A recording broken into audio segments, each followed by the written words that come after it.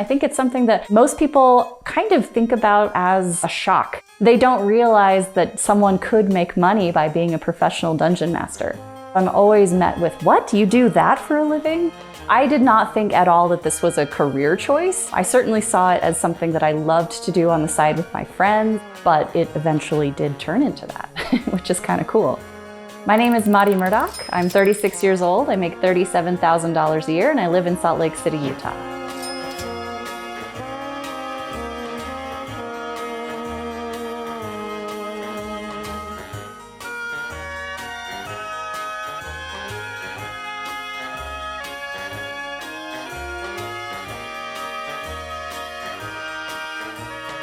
Tabletop gaming is kind of the branch or umbrella under which card games, board games, and role-playing games fall under. It's essentially any type of game that you can play at a table with friends gathered around it. So when I say tabletop role-playing games, I'm specifically talking about a type of game that involves role-playing and imagination.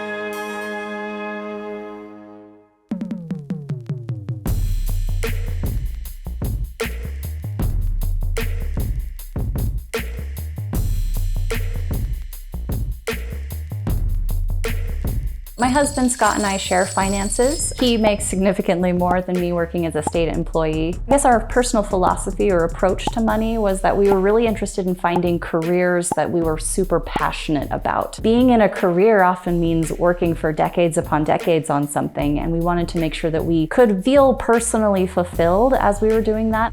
Because dungeon mastering is gig work, I do also need to make sure that I have a regular paycheck. I do teach on campus at Westminster University. Generally, I teach about one class per semester.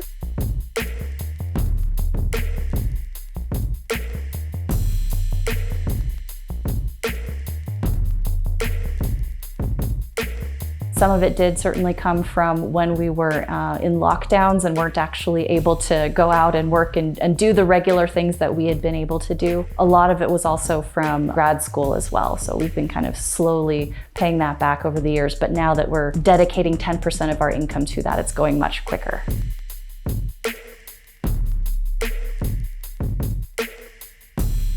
Generally, we like to pay about 10% of our income, but during this time, we kind of realized that it would probably be a lot more effective to spend that 10% to get out of credit card debt, especially since I was doing so much service on behalf of the church already. My husband gets wonderful benefits. His state benefits do include a retirement plan and a pension, and so currently that's the only thing that we're kind of using as our retirement. I do anticipate that once we're completely out of just regular debts besides the mortgage, that we will probably put more into that retirement account as well.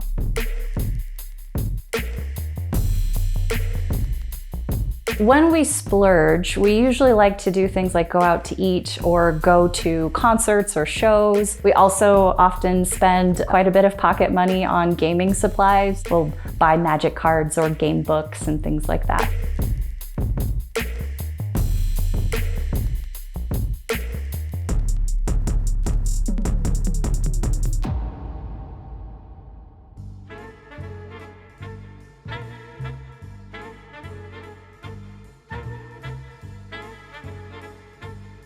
In college, we were all kind of nerdy. We really liked books and movies and fantasy, but one of my friends had an older brother who was coming to visit, and he was a dungeon master. He started running games for us, and we really got into it. We kept playing games, and I actually tried my hand at GMing. As an English major, I was really good at storytelling, and I had a very imaginative kind of thought process, and so I was kind of able to pick up the reins there.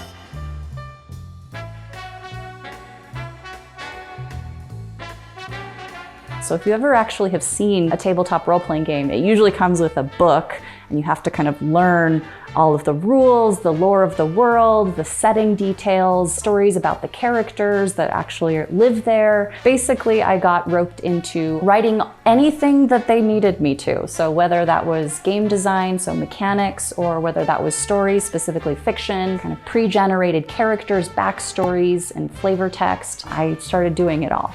I love reading through game books and writing stories, and so I thought, because I'm going to be doing it anyway, I might as well be doing it for money.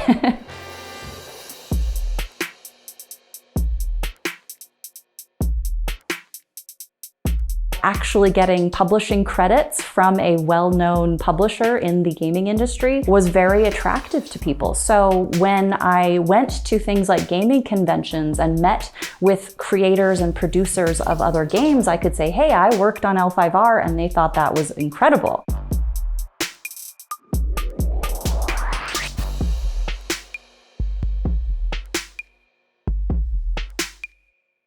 Currently, I have 5 ongoing campaigns. We usually offer 3 models of sessions. They're private games, public games, and corporate games. The private games are essentially what you would imagine a birthday party or bachelor party or a longtime reunion would be, where people who want to play D&D would hire us to run their event. We also have public games where we as dungeon masters get to choose maybe what module or what adventure to run. We post those online, and whoever wants to come can join them. So it's public because you're not necessarily playing with your friends or your family, you're playing with strangers, but you are able to still, enjoy the tabletop gaming experience. The corporate games are more specifically for people who are interested in team building exercises, running through a game to learn essentially how to work together and socialize in a corporate setting.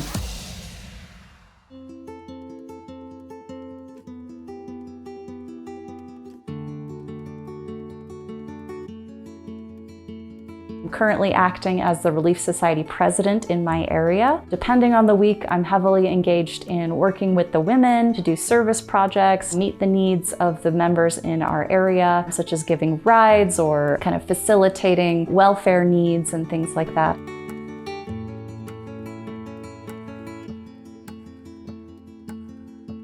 In the 80s, there was actually a strange wave called the Satanic Panic, very specifically surrounding tabletop role-playing games like Dungeons & Dragons, because you are play acting as adventurers or heroes fighting against the powers of evil. People had this kind of stereotype that maybe kids in their basements who were playing this game were actually summoning these demons and things like that. And obviously that was kind of sensationalism and it was silly. In the 2000s, when D&D started to become very popular, I think people were revisiting the game and realizing that it was just a fantasy game.